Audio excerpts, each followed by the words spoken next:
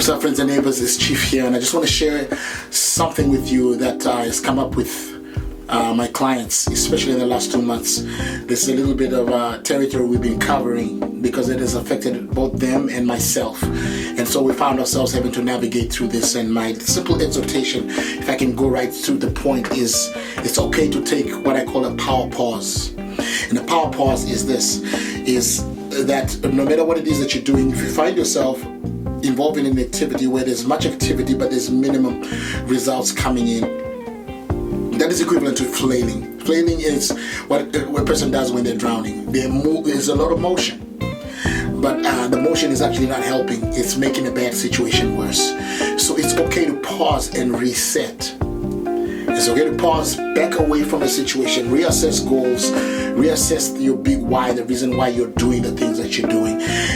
And what happens is that you're able to energize yourself again and come back, streamline your action to that which is meaningful and pertinent to a positive outcome. So for a lot of us, here's what happens is that when we find ourselves overwhelmed, sometimes we begin to do more of what we're doing but just do it harder, right? We go for it with a little bit more of them. And so the thing is this, is that if your mechanics, whatever it is that you're doing right now, is not producing an outcome you desire, doing the same thing harder does not necessarily make the outcome favorable, or the feasibility of a favorable outcome that much more of a reality. It may just make a bad situation pretty much worse. So pause, chill, back away for a bit, reassess, shut stuff down. You see, you and I are living in this generation where there's just a ubiquity of stimuli coming from every conceivable direction, the majority of which from strangers that now have our contact because they have our, we are linked up on Facebook, we are on all social media platforms, or they're sending emails to you because they got your name from somewhere. And so it's important for you and I, members of this particular generation, contemporaries in this age, to learn exactly that it is absolutely vital for us to shut stuff down for some time and to back away from this inundation of people trying to reach us and trying to connect with us. I think we are the most connected generation ever. Our mobile devices and our technology has made it such that people have access to us 24 hours a day, 7 days a week. And some people have learned to, almost take offense if they hit you up and you don't respond right away. And so it's easy for you to find yourself scattered with the responsibilities you have towards your goals, towards your work, towards your health and fitness, things that you may be attempting, towards your relationships and maintaining a healthy connection with your friends. What is of vital importance is that you and I learn how to manage this incoming information by learning to establish and to press the pause button in our life, backing away from, like I said, the ubiquity of incoming information, just kind of closing the door on that for a little bit, reassessing the things that are meaningful. It's kind of like pruning the tree, right? The larger the structure, the less the quality of the fruit. But cutting away a supersized structure and streamlining, leaving the branches that matter, enables a tree and a vine to bear the best kind of grapes or the best kind of fruit. It's much the same way for our lives as well. Cut the clutter. And you cut the clutter by just press pause. Back away from whatever it is that you're doing. If it is so urgent that, without your direct attention, everything falls apart, then reassess exactly, how long can this be maintained? I was speaking with a client fairly recently, and their whole thing was, in order for me to take my business to the next level, I know I have to establish this and to establish that and to establish this, a variety of things that we talked about. But the pressure of maintaining what we have right now, makes it near impossible for me to do what I need to do to know we have to do in order for us to grow. So the big question I ask is this: well, how long can you maintain this? This flow? How long can you work this hard for the amount of results that you want? Because unless you're prepared to pause and to back away and to reset and to go again, get used to this, because this is all you'll ever know. It's tough talk, but it's true. So for a lot of people out there, they want to see some kind of a favorable outcome, but are nervous about taking the pause, because that pause is very counterintuitive to our generation, because our generation is on the go. We're a generation on the go. Constantly stuff is happening. Get up and do A, B, C, D, E.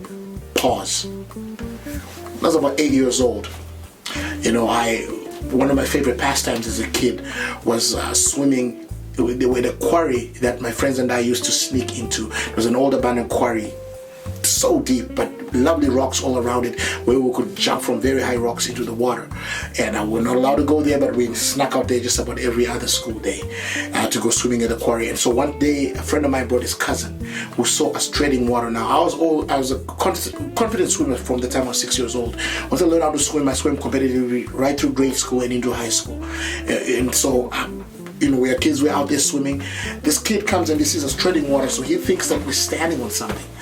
So he comes into that water running, jumps out as far as he could, and within seconds, my friends and I realized that this kid is drowning. And all we would see was that flailing of the arms, the sheer panic in his eyes, and going under the water and above. Now, it was just a bunch of us, 8, 9-year-olds. I was a bigger kid physically than the rest of my friends, and I knew I had to do something. So I dived in after this boy and went and touched him. Bad mistake, by the way, and any lifeguard will tell you that. Because the minute I touched him, he was in such panic, he grabbed me and decided to push me under and try to climb on top of me to catch a breath. And I remember when I was underwater, I was losing my own breath, about to take in water, and just saying to myself, if he could just keep still, I would help him. If he would just keep still. So I was able to kick up and just kind of break free, swim a little bit of a ways out to the side and catch my breath for a little, and then come at it for one more time. But this time I came behind the kid and I grabbed him from behind as tightly as I could while I was kicking and treading water, and I started shouting in his ear, relax, be still, like just stop moving. He got the message and they stopped, and instantly I was then able to kick and kick and kick as I made my way to the side where friends of mine were waiting for me. They brought in some older kids that they shouted to get some help, and we pulled this kid out of the water, and 2 lives were saved, because 2 lives were about to be taken because of what? Because of just motion and motion and motion that is not helpful. Flailing. Because you're feeling inundated and you're panicking. That happens to a lot of us in a less dangerous situation. It happens when we're drowning in information and drowning in responsibilities and drowning in the pressures of the things that we've got to get done. Sometimes the temptation that comes to you and I is do more, do more, do more. And the more that you do, the more you take a bad situation into the territory that you and I would call disastrous. So it's absolutely vital that you learn how to just pause, that you and I learn how to pause, step back, reset, revisit my goals, remind myself why I'm doing the things that I'm doing, why am I involved in this business in the first place, what is the outcome I want to achieve, what are the goals that I want to achieve. Really take that inventory of that and take stock of that. Go back at it with a streamlined strategy that is not full, that is of just clutter, that is streamlined to do what is helpful. Again, the little tidbit before I exit. Number 1, press pause. Number 2, back away. Number 3, reset. Number 4, go back again. And let's get some stuff done.